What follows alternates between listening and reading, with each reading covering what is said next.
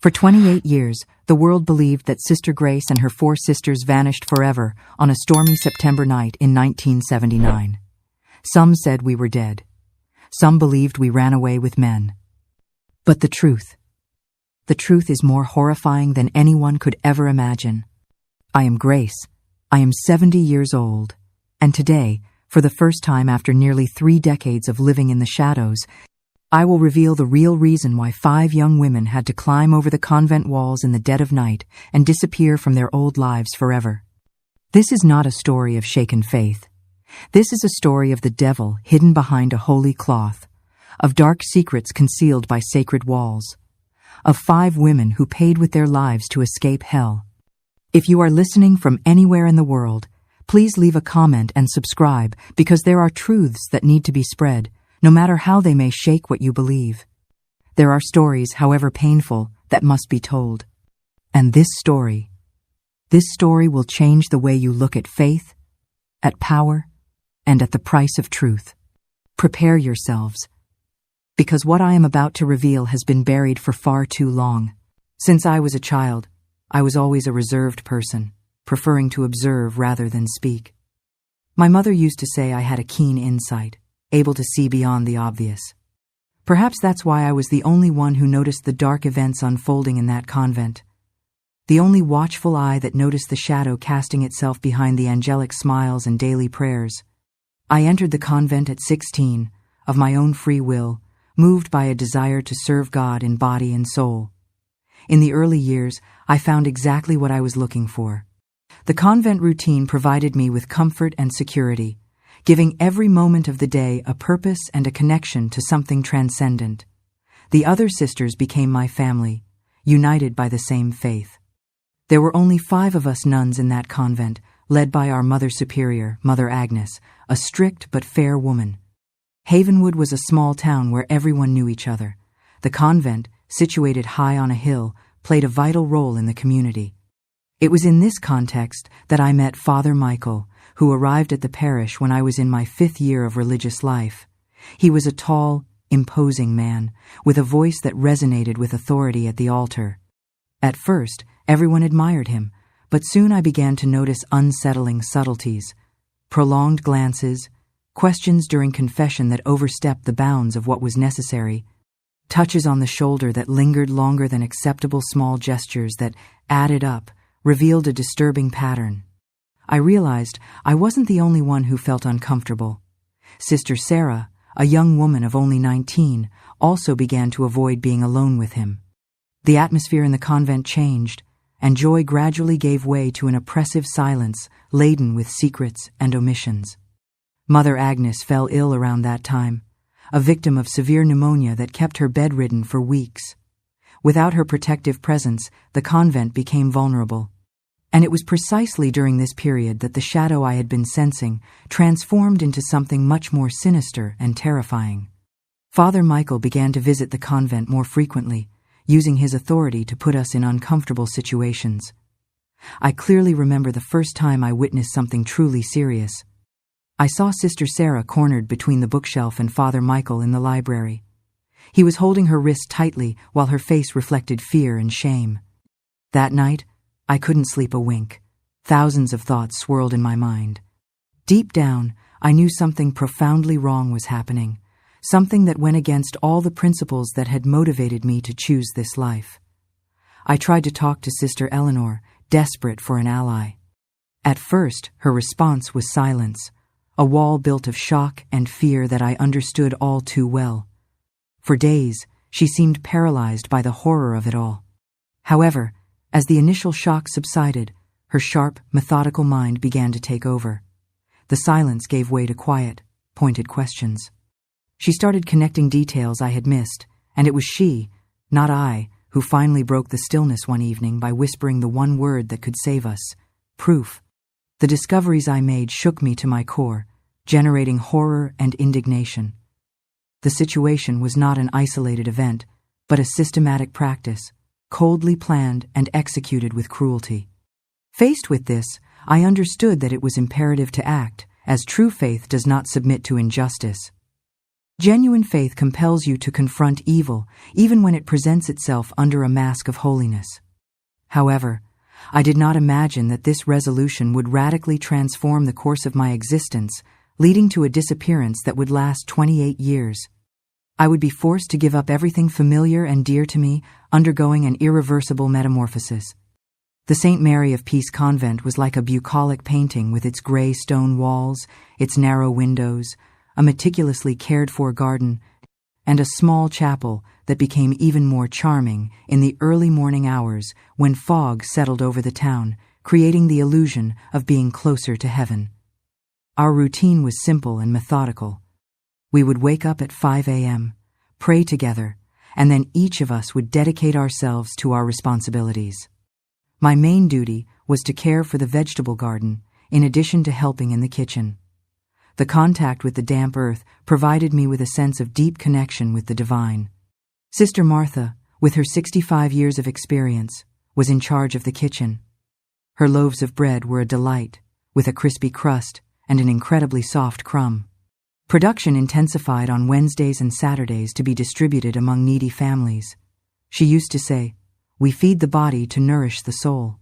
Sister Eleanor was our intellectual. She dedicated hours to reading religious texts in the library. She had an admirable memory with an impressive ability to quote passages from the Bible. She always repeated, "Knowledge is a form of prayer." Sister Joy radiated happiness. She was dedicated to the children in the catechism classes who adored her. Her favorite phrase was, "A sad saint is a sorry saint," pronounced with a contagious laugh. Sister Sarah, the youngest among us, was still a novice, having arrived only 6 months prior to these dark events. Shy and gentle, we had bonded while working together in the garden, sharing a comforting silence. Shy like me, we worked together in the garden, sharing a comforting silence. Mother Agnes was our pillar, a firm and demanding figure, but with a generous heart. Her maxim was, "Discipline without love is tyranny, but love without discipline is indulgence." Our life was dedicated to service and prayer. In addition to our internal tasks, we provided help to the community. The convent was respected and recognized as a refuge of peace and kindness. It was in this atmosphere of simplicity that the shadow began to creep in. Father Thomas, our spiritual guide for many years, was transferred. He was a kind man who treated us almost like a grandfather. We were saddened by the news of his departure, but we understood the situation. Shortly after, Father Michael arrived. I clearly remember the first day I saw him at the altar. His presence dominated the space, and his voice resonated through the walls, strong and clear.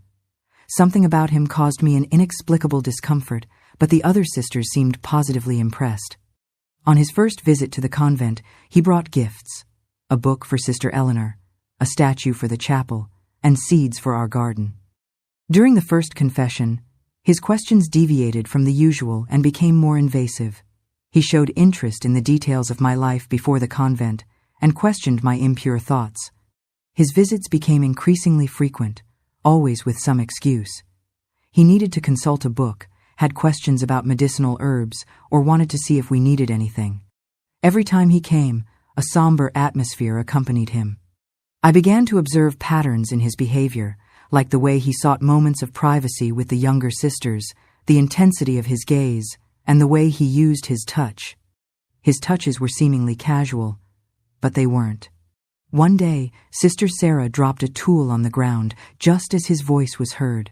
Her hands were trembling so much that I had to help her. "What did he do to you?" I asked.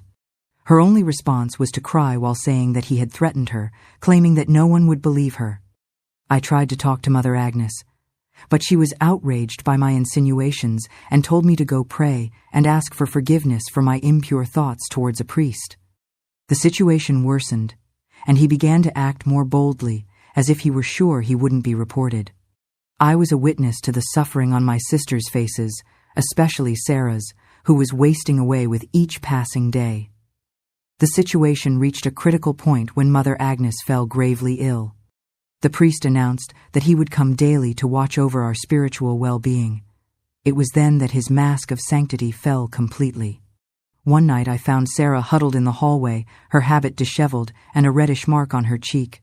"He said no one will believe me," she murmured, adding that he called her a simple, insignificant nun while presenting himself as a representative of God.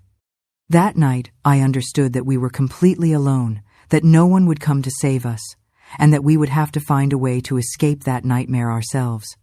The walls that were supposed to protect us now imprisoned us along with our torment, and the man who was supposed to be our spiritual guide had revealed himself to be a wolf in sheep's clothing. It was imperative to do something, and I, the silent observer, would have to take the initiative. Have you ever felt that fear that paralyzes the soul, that makes your heart beat so hard it feels like it's going to break your ribs? I felt it constantly in that convent. After Mother Agnes's illness, Father Michael proved to be cunning, knowing how to behave so as not to arouse suspicion in front of several people. He appeared proper, but when he managed to isolate one of us, his inner demon manifested. I began to realize that he created situations on purpose, sending separate messages to each sister. "Sister Sarah, I need to discuss an important matter with you in the sacristy. Sister Grace, come to the library after prayers." Poor Sarah was the one who suffered the most. Very young, having just taken her final vows, she was too shy to defend herself. I witnessed on several occasions how he pressed her against the wall, how he spoke too close to her face, how his hands accidentally touched parts of the body that no man should touch. One night I found Sarah huddled in the pantry, trembling and adjusting her habit. "He says he's my spiritual guide," she whispered, adding that she must obey him and that if she told anyone, she would go to hell. My blood boiled, and for the first time, I felt true hatred. I hugged Sarah and promised to protect her. But how? Who would believe the word of two nuns against a respected priest? I tried to talk to Sister Eleanor. "We have to do something," I said. Eleanor sighed and asked what I suggested, saying that no one would believe us, as a priest's word was worth more than ours. "But what about Mother Agnes?" "She has to know. The mother is very ill, and even if we had the chance, she would side with a priest against the church." The situation deteriorated further when Sister Joy also became a target of his attacks. Before, always so cheerful, she began to become quiet, lose her appetite, and her eyes were now constantly red from crying so much.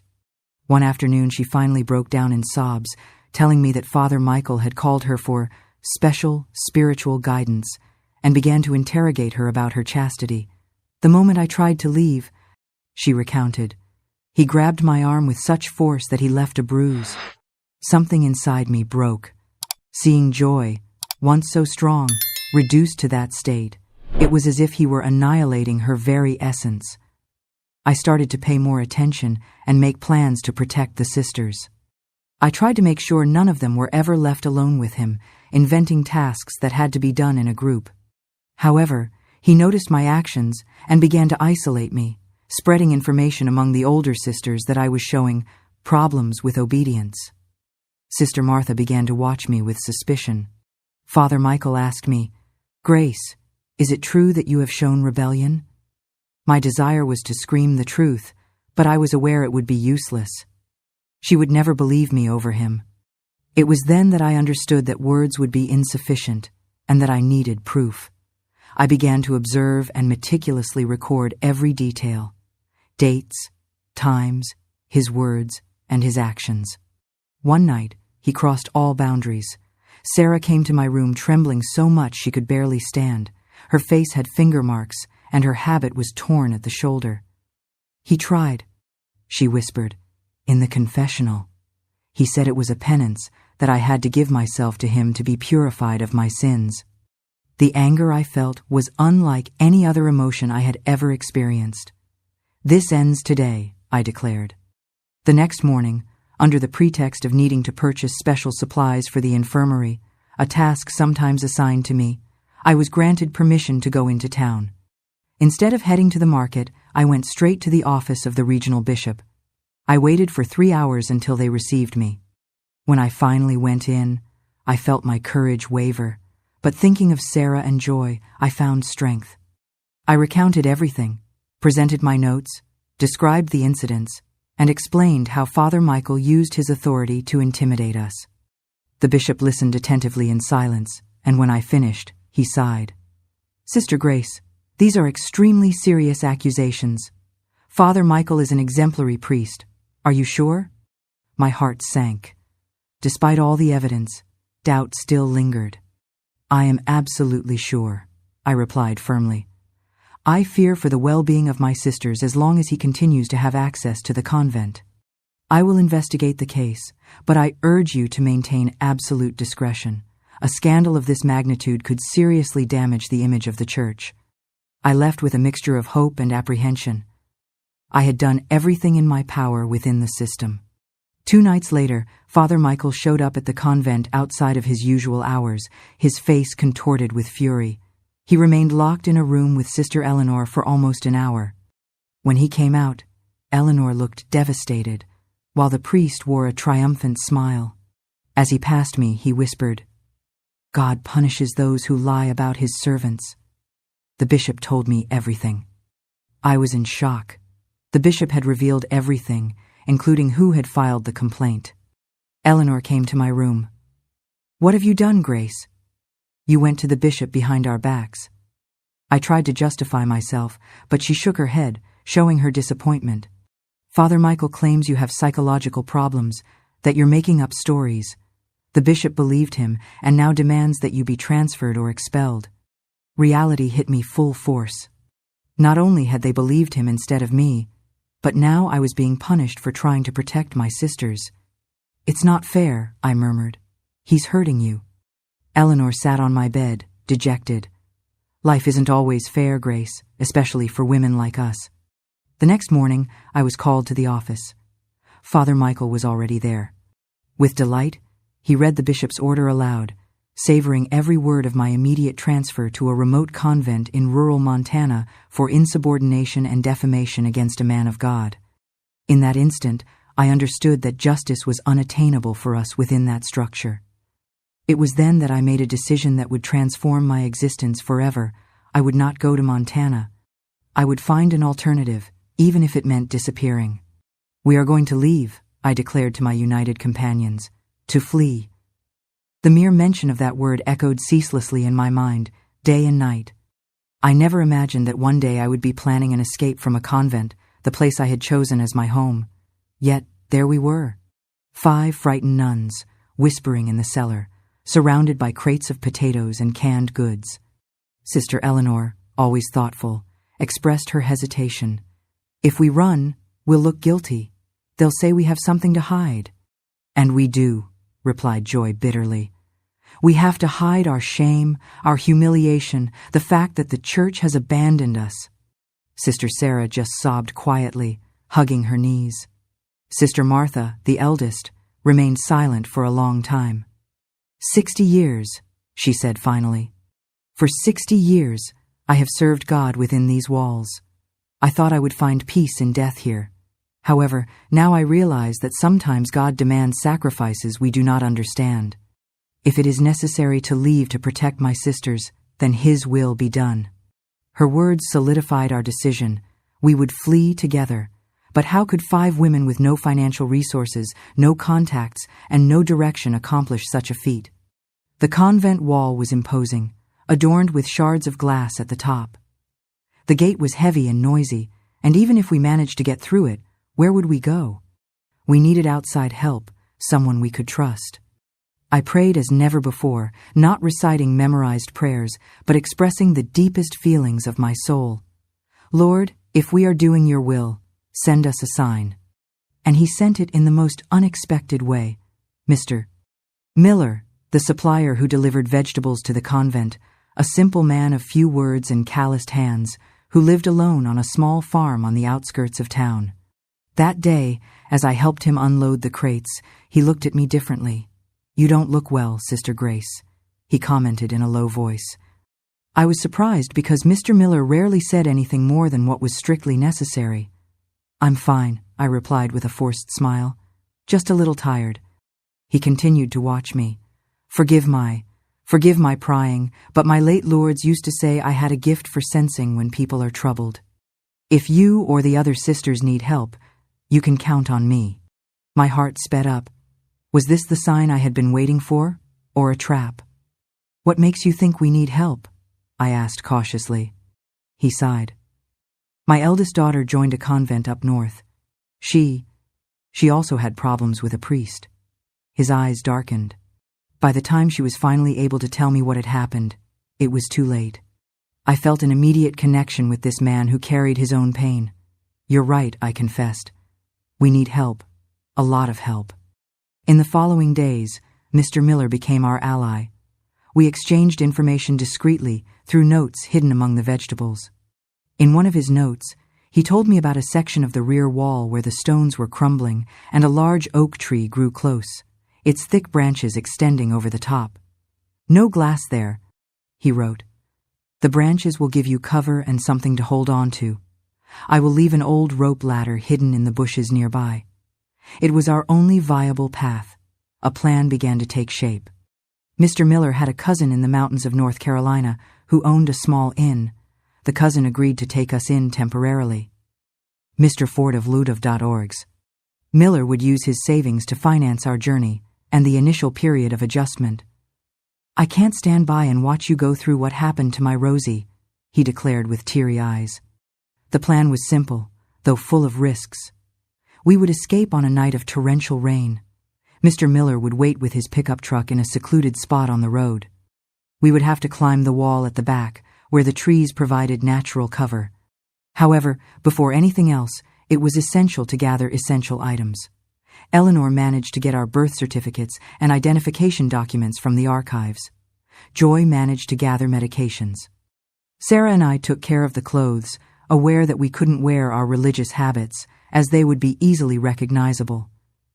Mr. Miller got us plain clothes from a neighbor. The hardest part was deciding what to leave behind. The rosary my mother had given me, Eleanor's prayer book, Joy's small statue of Our Lady, Martha's family photo album. We had to travel with the bare minimum, as Eleanor reminded us, only what is strictly necessary. As the appointed day approached, the fear intensified. What if we were discovered? What if Father Michael found out? "We can still back out," I suggested one night. "I can go alone, to Montana, as the bishop ordered." "Don't even think about it," Joy interrupted me. "If one goes, we all go." That same night, we heard a noise coming from the cellar. Someone was coming down the stairs. We froze in fear, but it was Sister Helen, an older nun who had always supported Father Michael. "I know what you're planning," she said bluntly. My heart pounded. We were lost. To our surprise, Helen took money from her pocket. "Take it. It's all I've saved from doing sewing jobs. Let it help you get started." I was momentarily speechless, alternating my gaze between the money and her. "But why?" I managed to ask. "I always pretended to believe him because I was afraid, because I'm too old to start over, because I'm a coward," she confessed with a sigh. "But you are not. You are young. You are brave. You deserve a chance to escape this hell." In that instant, I understood that we were not the only victims, that perhaps there had been others before us. I hugged Sister Helen. "Come with us. It's not too late." She wiped her tears. "For me, it is too late. But I will pray for you every day." The night before the escape, I couldn't sleep. I reflected on my family, my vocation, on God. Were we making the right decision? "If we are doing your will, Lord," I pleaded in prayer, "please protect us." The next morning, Mr. Miller left a note hidden among the lettuces. "Tonight, at midnight, it will rain." The rest of the day passed in a whirlwind of suppressed nervousness. We performed our daily tasks as usual, trying not to arouse suspicion. At midnight, when the convent bell tolled 12 times, resonating above the sound of the rain, we took off our habits and placed them carefully folded in the cellar. I looked at my sisters, almost unrecognizable in their plain clothes. We were no longer fugitive nuns. We were women fighting for our freedom, our dignity, our lives. We went out through the pantry, and the rain soaked us in seconds. Joy threw the rope of sheets over the wall. I climbed first, followed by her, then Sarah, Eleanor, and finally, with great difficulty, Sister Martha. In an agonizing moment, I feared she wouldn't make it, but then she reached the top, her eyes shining with a victory that transcended that wall, but which represented all the barriers she had overcome in her life. And then we ran.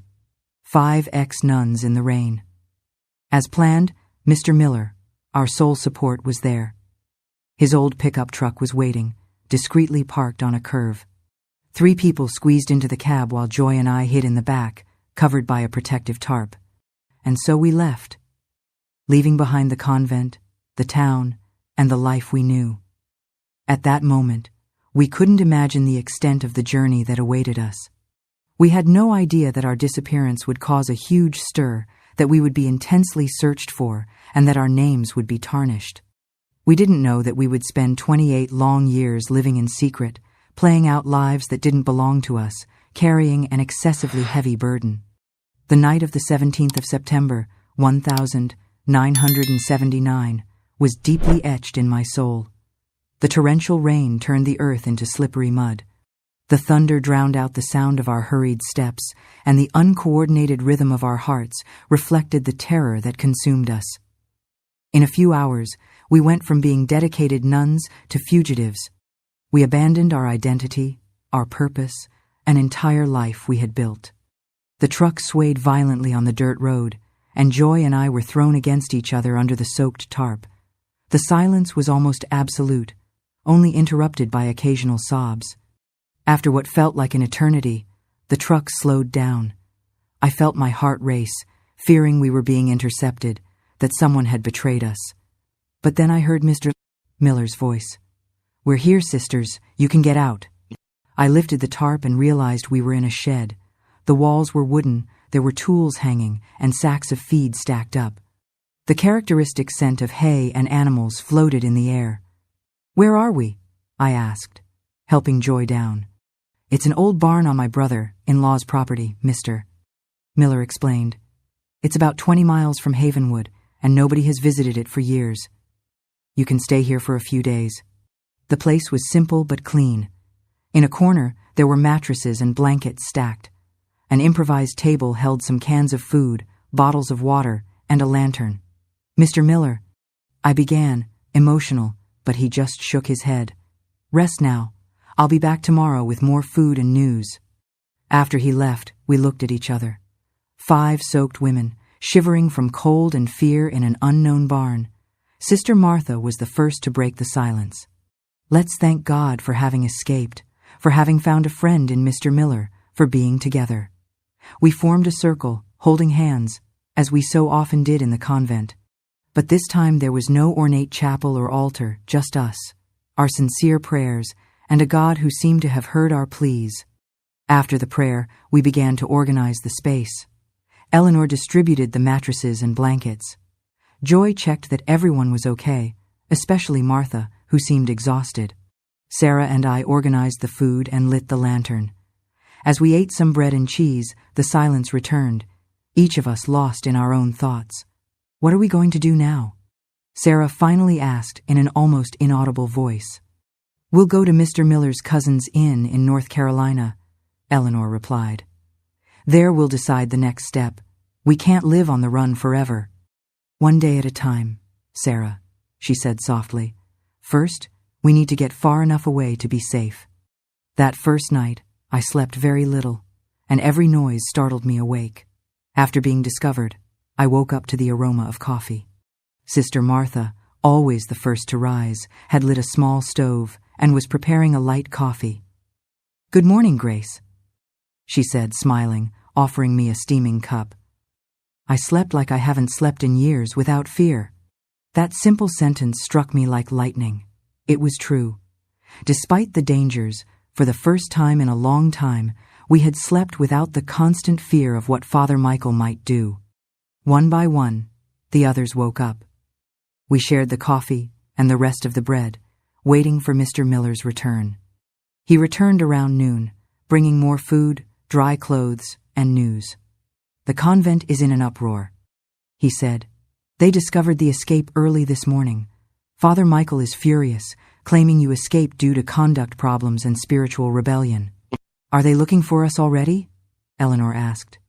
Yes, the police have been notified, and they're searching the highways and bus stations, but no one will think to look for you here.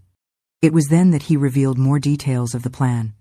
His cousin Sam would come to pick us up the next day with a larger truck and take us to his inn in North Carolina, where we could stay for a few weeks.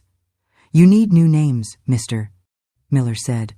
"New stories. You can't say you were nuns." Eleanor took a piece of paper and began to write.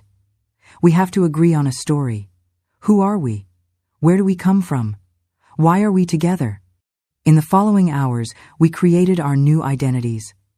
We decided we would be sisters and cousins, a family that had lost everything in a flood and was starting over.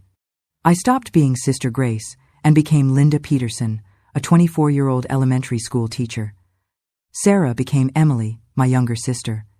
Eleanor and Joy became our cousins Catherine and Rose, and Sister Martha, our Aunt Millie, who had raised us after our parents' death. It was strange to rehearse these new identities, repeating the new names, the new story, until they became almost real. Mr. Miller also brought me civilian clothes, as I hadn't worn anything but the habit for almost 10 years. Wearing those clothes was surreal. I looked at myself in a small, broken mirror and almost didn't recognize myself. The habit wasn't just a garment, it was part of my identity. "You look younger," Joy commented. "Almost." I swallowed hard. I had never cared about my appearance. In the convent, vanity was discouraged. But now, looking at that woman in the mirror, I realized I was entering a world with different rules. The second night, anxiety about the future took hold of me. We were no longer just fugitives. We were about to become completely different people. I woke up before dawn, startled by a nightmare in which Father Michael found us. I left the barn and sat on the doorstep. The sky was clearing. A thin line of light on the horizon promised a new day. It was then that the full weight of what we had done fell on me. We had abandoned a whole life of devotion. We had broken sacred vows. Tears began to stream down my face. They were not tears of regret, but of grief for all we had lost. "Grace?" I heard Sarah's voice behind me. "Is everything okay?" "Yes," I replied, forcing a smile. "I'm just thinking about the future." She sat next to me. "I'm scared," she confessed. "Me too," I admitted. "But we have each other and we have God. He still hears our prayers." "Even after what we've done?" she asked.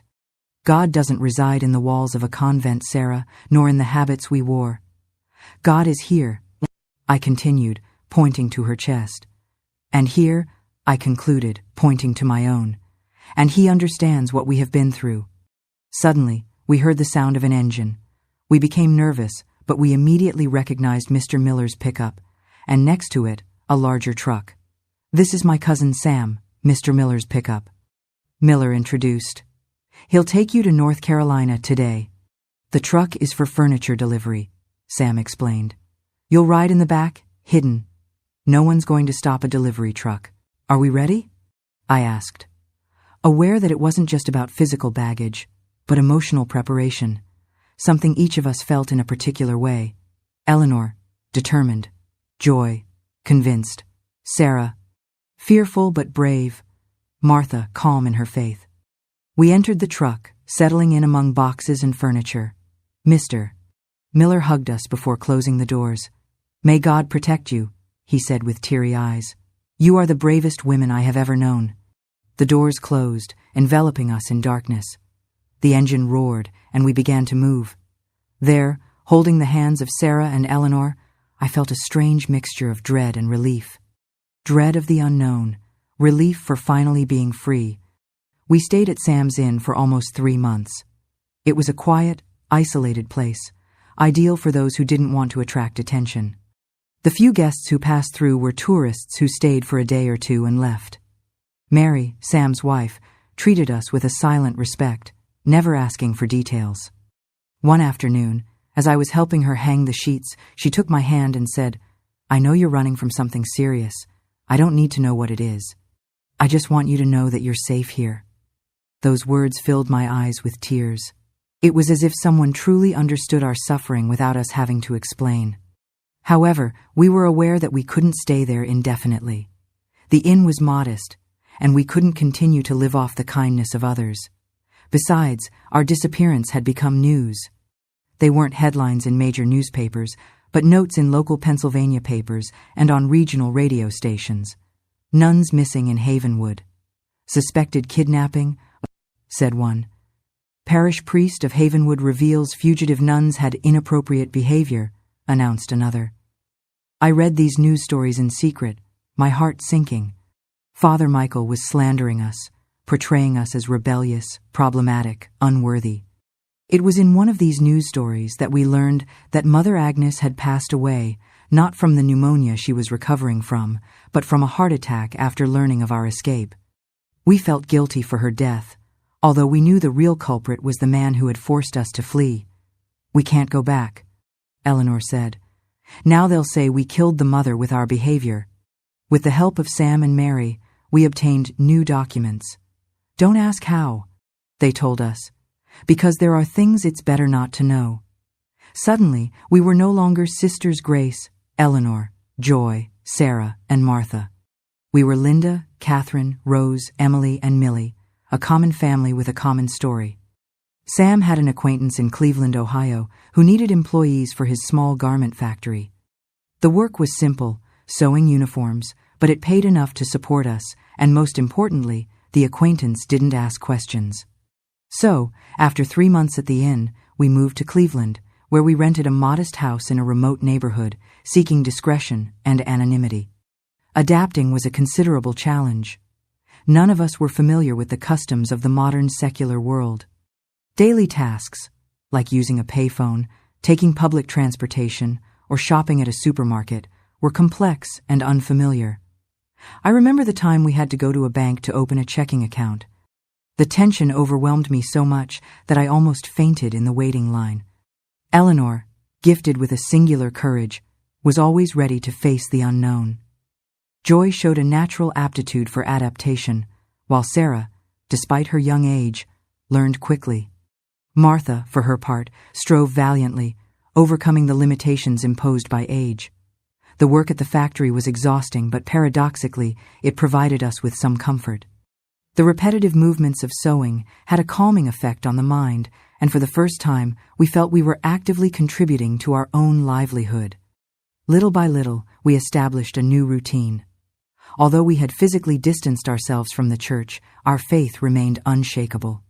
Every night, we gathered to pray, not with formal, pre-established prayers, but with intimate and sincere conversations with God.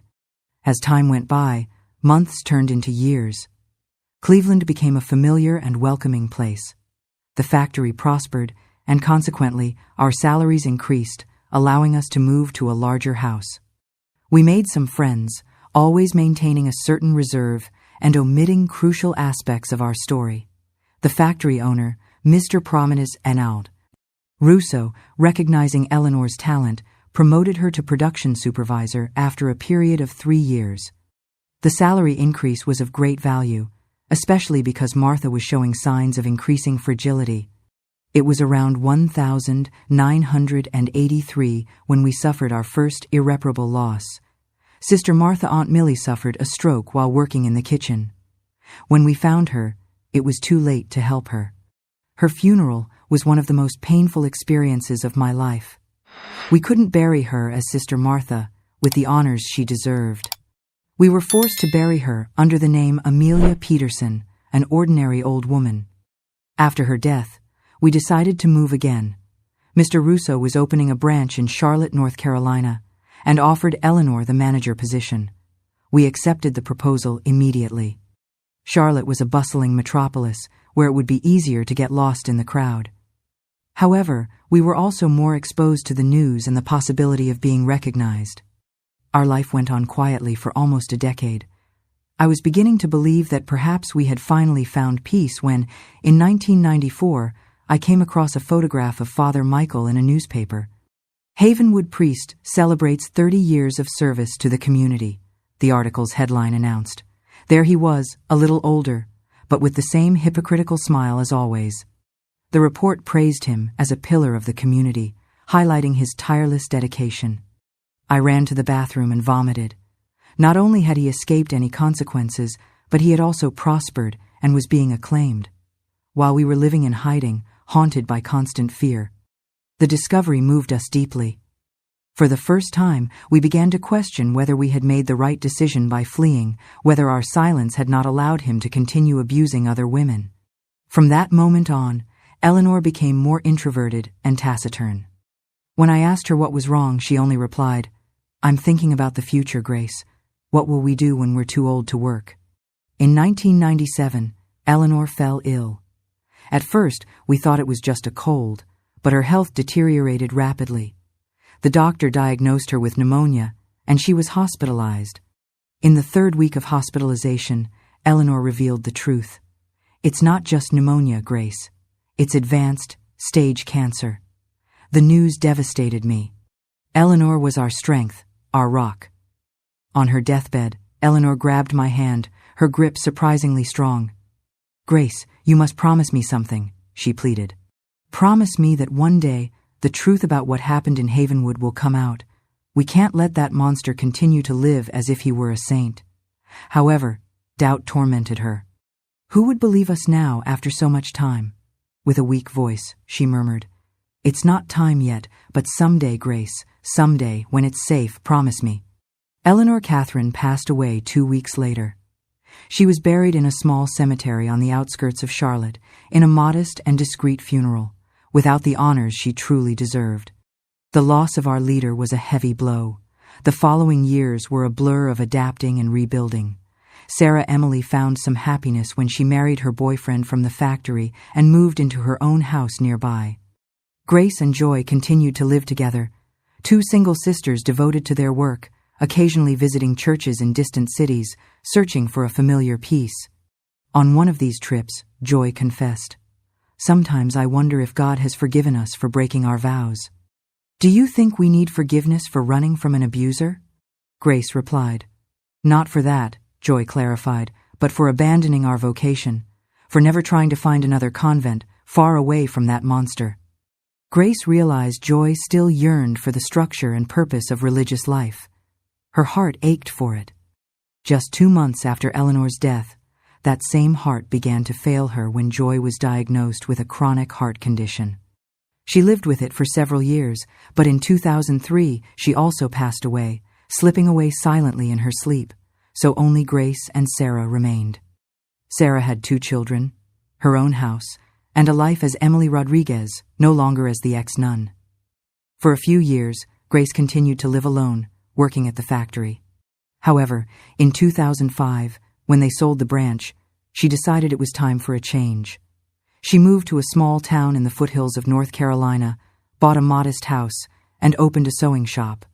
Emily and her family visited her several times a year. As she aged, the promise she had made to Eleanor weighed more and more on her conscience. The truth about Havenwood could not die with her. But how to fulfill that promise without endangering Emily's life? How to reveal the truth after so much time with no more proof than her word? The answer began to emerge gradually as she collected news, followed clues, and gathered courage. In 2007, she felt she was finally ready to take the step that would change everything again, the step that would take her out of silence, that would give voice to the story that had been silenced for so long. Fear manifested itself in various ways. Some days it appeared as a tightness in the chest that prevented her from breathing. Others, it was a persistent chill in the stomach, and there were times when it was just a shadow at the corner of her eye, something almost imperceptible, but that never completely disappeared. During those 28 years of anonymity, Grace came to know all the faces of fear. Even in the moments of greatest tranquility, it was present, reminding her that everything could collapse. Every priest she crossed paths with made her heart race. Does he know Father Michael? Every mention of Havenwood paralyzed her. Have they found us? They could never be completely sincere. They had to be always alert, remembering which version of the story they had told each person. It was like living on a stage all the time, acting without ever being able to relax. And that was even harder than the fear itself. The constant fear that haunted us was the possibility of being discovered, and what Father Michael would do if he found us. He was not one to let things go. He was vindictive, cruel, and had the power of the church on his side. Sarah Emily, in particular, suffered enormously.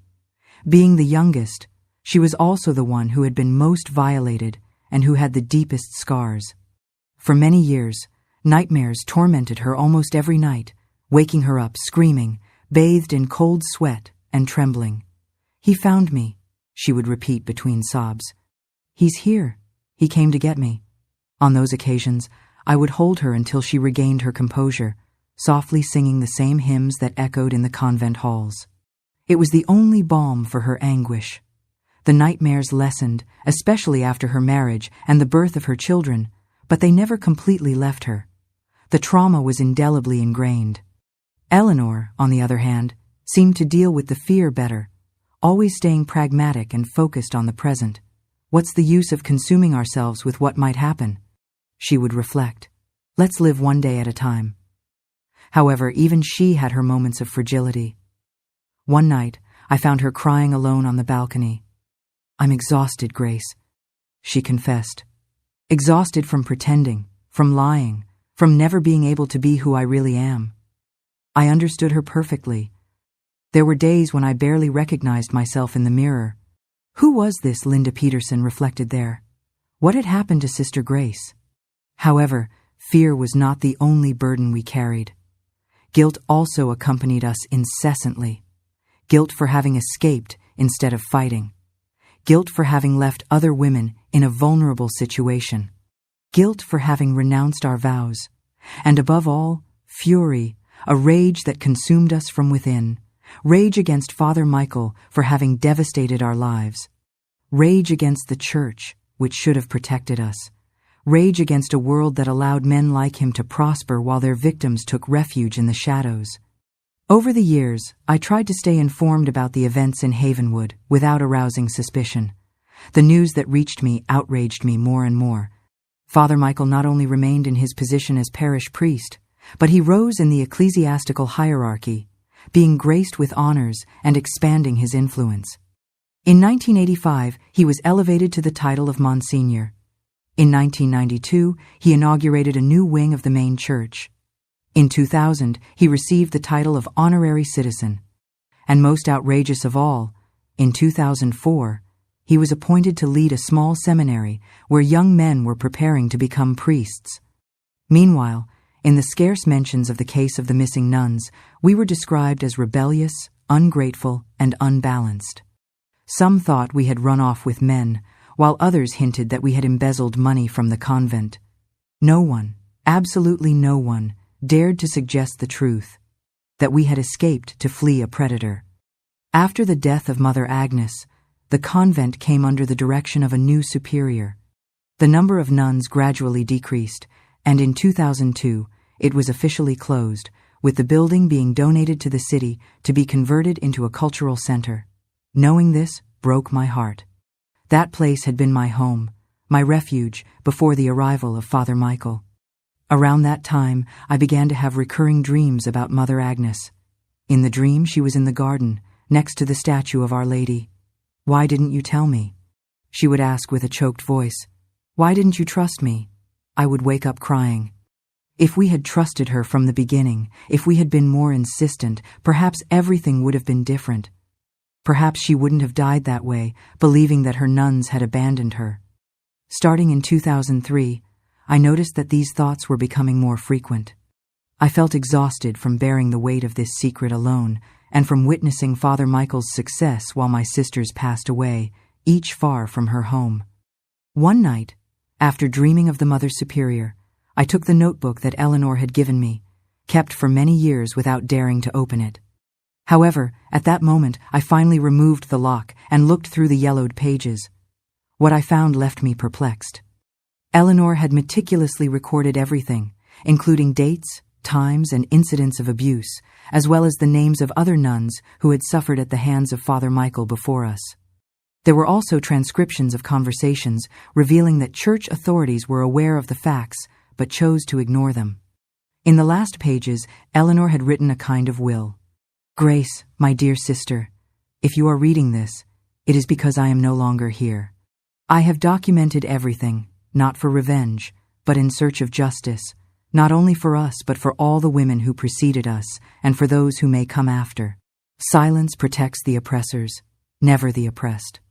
I know you are afraid, and that you think no one will believe us after so much time, but the truth has an inherent strength. I am not asking you to expose yourself to danger. Wait for the right moment. Wait until he is too old to harm anyone. Wait until other voices rise up, as I know one day they will. And when that time comes, use these pages, use our story, use your voice, which has always been stronger than you imagine. Do not let us die in vain, Grace. Do not let our escape have been in vain. With all my love, Eleanor. I closed the notebook with trembling hands. Eleanor always knew this day would come. She always knew that I would be the last one who had to reveal their story. After that night, I began to prepare. On the rare occasions I met with Emily, I would talk to her, trying to understand if she would be ready to face the past. I don't want my children to know, she said firmly. I don't want them to carry this story. I don't want them to see me differently. I respected her decision. Emily had suffered more than anyone and had the right to her peace. Then I will do it alone, I decided, when the time is right. And I kept waiting, watching. In 2006, I read that the priest, now Monsignor Michael, had suffered a stroke. It wasn't serious, but for the first time, I realized he wasn't invincible. Then, in January 2007, I saw a news story that made my heart stop. A new priest had been appointed to assist Monsignor Michael in Havenwood due to his delicate health. His name was John. I frantically researched him. He was young, about 30 years old, and had been recently ordained after a career as a university professor. He was known for his work with at-risk youth and for his progressive positions. More importantly, in an interview, when asked what had led him to the priesthood, he mentioned that his sister had been a nun and that her example of faith had been an inspiration even after her premature death. His sister, a young deceased nun. There were no names, no details. It could be a coincidence, but something inside me told me it wasn't. I needed to find out more about this Father John. I needed to know if he could be an ally. If anyone would be able to believe our story, it would be at this moment. It was there that I made the most difficult decision since that fateful rainy night almost 3 decades ago when we climbed the convent wall, to return to Havenwood, to face the past I had escaped from. My real name is not Linda Peterson. I began as soon as Father John closed the door to his office. My name is Grace, Sister Grace, from the St. Mary of Peace Convent. He furrowed his brow, perplexed, and then his eyes widened. The nun who disappeared in 1979? I felt my heart race. There was no turning back. But that's incredible, he exclaimed, pointing to a chair. Everyone assumed you and the others had died. It's one of the great mysteries of this town. I didn't die, I replied. We escaped. We all fled. And now I've returned to reveal the reason for our escape. I'm listening, he said, attentive. I took a deep breath and began to narrate. I told him about the first years of happiness in the convent, the arrival of Father Michael, and how he turned our sanctuary into a place of terror and abuse. I told him about his attacks on Sarah, on Joy, on all of us, of my frustrated attempts to report him to the bishop, and of the desperate escape on that rainy night. As I spoke, I observed his reactions. At first, he seemed skeptical, but as the details accumulated, the dates coincided with events he knew. His facial expression transformed. I perceived shock, then indignation, and finally sadness. I have proof, I declared, taking Eleanor's notebook from my bag. My sister, Sister Eleanor. She meticulously recorded everything, dates, times, specific incidents, names of other victims before us, conversations that indicated that church authorities were aware. He took the notebook with trembling hands and flipped through the yellowed pages. His face paled. My God, he murmured, my God. We remained in silence with the weight of the revelation upon us.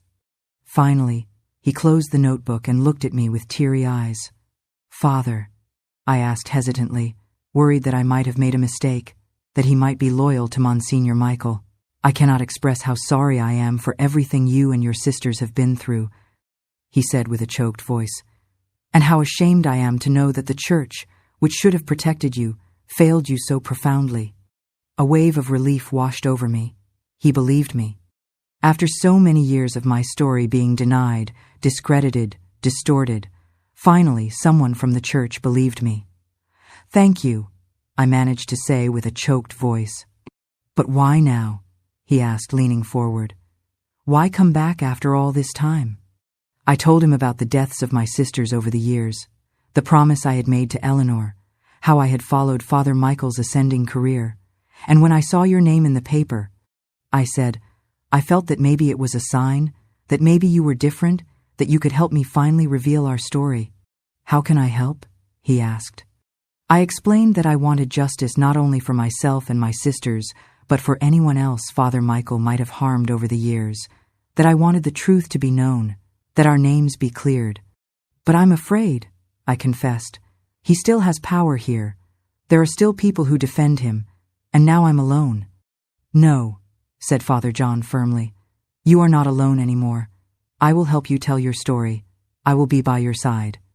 In the following days, with complete confidentiality, we worked together under the direction of Father John, who showed a firm determination to follow proper procedures. His main goal was to ensure that this time the Church could not silence the case. To do this, he contacted a younger bishop in the diocese, known for his combative stance on cases of abuse within the ecclesiastical institution. In collaboration, they formalized my account, meticulously examined Eleanor's notebook, and searched for old records that could corroborate our allegations. Fortunately, Monsignor Michael was temporarily away in the state capital seeking medical treatment. While analyzing old documents in the parish archives, I came across a disturbing discovery, a letter dated 1977, 2 years before our escape, sent by a former superior to the bishop at the time.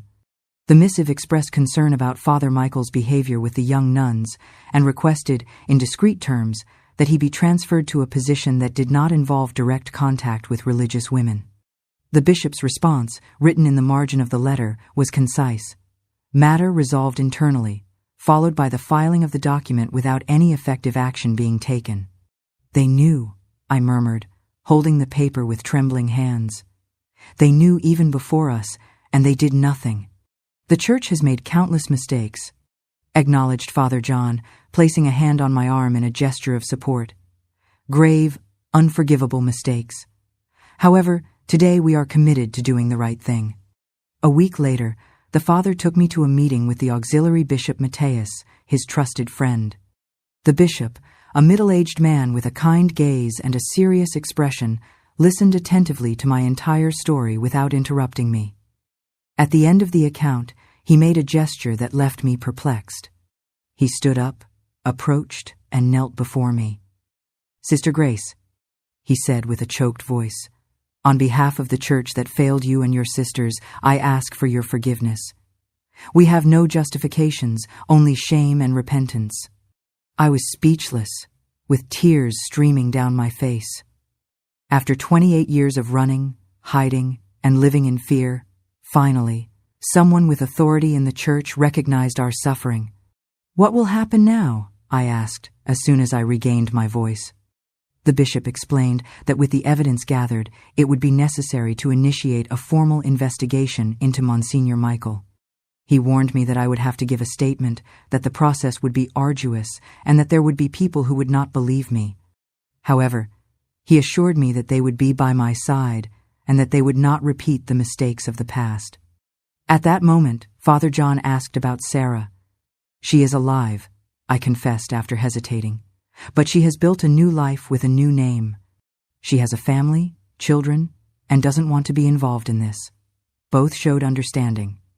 "We will respect her decision," the bishop assured. "Her name will not be mentioned without her permission." The next morning, the meeting I had feared for decades took place. Monsignor Michael had returned and requested an urgent audience with Father John. Apparently, someone had informed him of the young priest's searches in the old archives. We were in the office, me, Father John, and Bishop Matthias, when Monsignor Michael entered without knocking. He stopped abruptly, showing surprise at seeing the bishop, whose presence there was not expected. Then, his eyes fixed on me. For an instant, he didn't recognize me. After all, I was now a middle-aged woman with graying hair and wrinkles. When I finished narrating the events of that night at the community center, the silence was so profound that you could hear the breathing of each person present. I recounted everything directly and objectively, detailing the abuses committed by Father Michael. After a failed attempt to get help, I initiated a desperate escape and remained in hiding for 28 years under false identities. I spoke of my deceased sisters, Martha, Eleanor, and Joy, who took the secret with them and were buried under names that did not belong to them. I mentioned the promise I made to Eleanor that one day the truth would come out, not 5. It was a small falsehood inserted into a great truth, and I was convinced that God would understand. Crowd of faces. Some were crying openly, others showed expressions of shock. A minority, especially those who had known the Monsignor for decades, manifested disbelief bordering on anger. It was Mrs. Teresa Morera, the retired teacher, respected by all, who broke the silence. She stood up slowly and with an audible voice declared, "Sister Grace, I believe you, and I am." Other voices began to join hers. A middle-aged man shared that his sister had been a novice in the convent before us and that she left suddenly without explanation, never being the same person again, never returning to a church. An elderly woman confessed that she had heard rumors about Father Michael's behavior, people who would not believe them, considering such conduct impossible from a man of God. Now, in tears, she acknowledged her mistake. Little by little, more people shared their perceptions, small incidents that together delineated, and Father John asked about Sarah. "She is alive," I confessed after hesitating, "but she has built a new life with a new name. She has a family, children, and doesn't want to be involved in this." Both showed understanding. "We will respect her decision." Not everyone was convinced. Some left angry, muttering that it was all an invention, that I was nothing more than an unbalanced woman seeking attention. Others remained silent, which was understandable, considering that Monsignor Michael had been a central figure in the life of Havenwood for almost 3 decades. In the following days, the news spread rapidly. Local newspapers covered the story initially with caution, and then with more details as more evidence emerged. A journalist from the state capitol came to interview me, and her report was reproduced in several other media outlets. Monsignor Michael filed a defamation lawsuit, denying all accusations, calling me a liar, and alleging that it was a conspiracy to tarnish his reputation. His lawyers argued that it was convenient for me to make such accusations at a time when many witnesses had already died. However, he did not count on the vast omission. The next morning, the meeting I had feared for decades took place. Monsignor Michael had returned and requested an urgent audience with Father John. Apparently, someone had informed him of the young priest's searches in the old archives. We were in the office, me, Father John, and Bishop Matthias, when Monsignor Michael entered without knocking. He stopped abruptly, showing surprise at seeing the bishop, whose presence there was not expected. Then, his eyes fixed on me. For an instant, a letter from a former superior we had uncovered in the archives, and above all, the growing number of other victims who began to come forward, inspired by my courageous madness, as some preferred to call it. Ex-nuns, women from the community who had been harassed during confession, and even ex-seminarians who reported strange punishments and humiliations went public. The case grew. Events of that night at the community center to take the investigation seriously. 2 months later, Monsignor Michael was officially removed from his duties, and a canonical process was initiated to investigate his actions over the decades. Perhaps the most impactful moment was when I received a visit from Sister Sophia, one of the few nuns who still remained in the convent when we fled. "I have come to ask for your forgiveness," she told me as soon as she entered.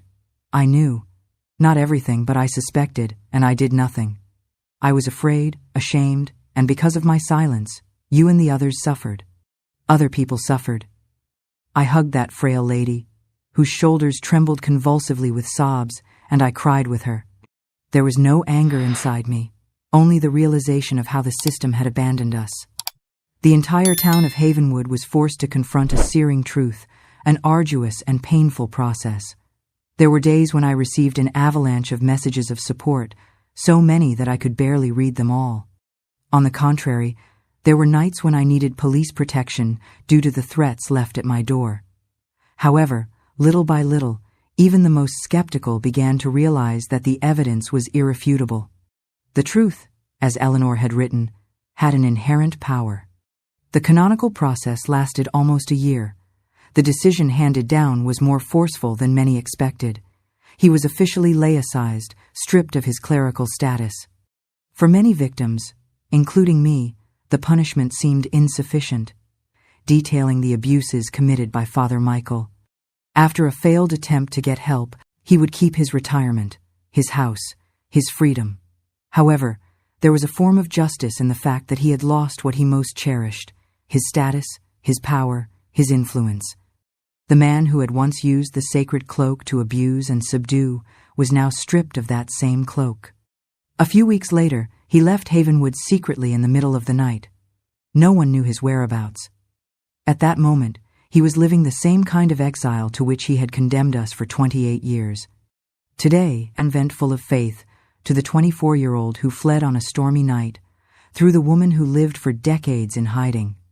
To who I am now, someone who has finally found peace with her past. The St. Mary of Peace Center has become the reason for my existence for the last 15 years. From a small, embryonic project, it has blossomed and become a benchmark in the American Northeast. We have psychologists, lawyers, social workers. We help hundreds of women regain their voice, their strength, their ability to start over after abuse. Emily, my dear Sarah, moved to Havenwood 5 years ago after the death of her husband. Her children were grown, and she wanted to spend her last years near me, her true family. She currently works with me at the center, especially with the younger women who see in her a living example that it is possible to build a happy life even after the deepest trauma. Fathered under false identities. I spoke of my deceased sons. My place is here, he always says, where I can witness the real impact of my work daily. Over the years, we have become great friends, partners in the mission of transforming the old convent into a place of healing. Monsignor Michael passed away in a nursing home in Florida, isolated from everything and everyone. They say he died alone, that no one attended his funeral. I didn't feel joy upon receiving the news, just a strange sense of closure, as if a final chapter had been written. Sometimes when I walk through the center's gardens and look at the 5 stone benches with our names, Martha, Eleanor, Joy, Sarah, and Grace, I feel the presence of my sisters who have gone. I can almost hear Joy's laugh, Eleanor's serene voice, feel Martha's wrinkled hands, and I know with a conviction that transcends reason that they are at peace, that our suffering was not in vain.